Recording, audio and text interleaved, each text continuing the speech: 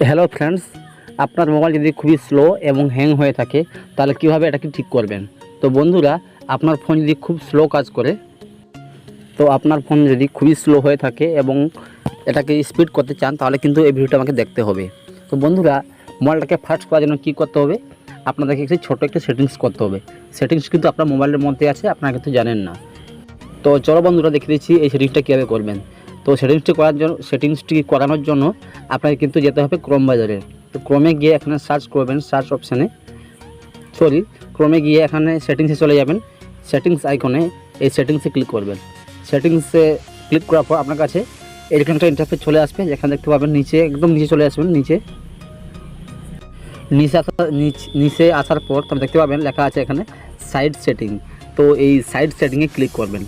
তো সাইড সেটিংয়ে ক্লিক করার পর আপনার কাছে কিন্তু এই একটা ইন্টারফেস চলে আসবে। ইন্টারফেস চলে আসার পর দেখতে পাবেন নিচে এখানে লেখা আছে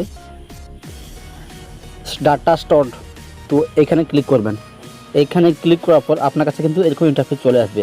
আপনার মোবাইলে যত কিছু আপনি সার্চ করে থাকেন, যাবতীয় জিনিস এখানে সার্চ করেন, এখানে কিন্তু প্রত্যেকটা জিনিস কিন্তু দেখতে পাচ্ছেন এখানে এমবি ধরে রেখেছে।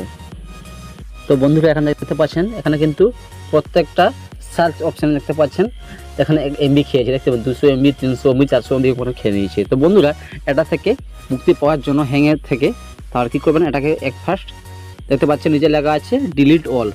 তো এই ডিলিট অপশানে ক্লিক করতে হবে। ডিলিট অলে ক্লিক করলে এখান থেকে কিন্তু আপনার সমস্ত ডাটা ডিলিট হয়ে যাবে।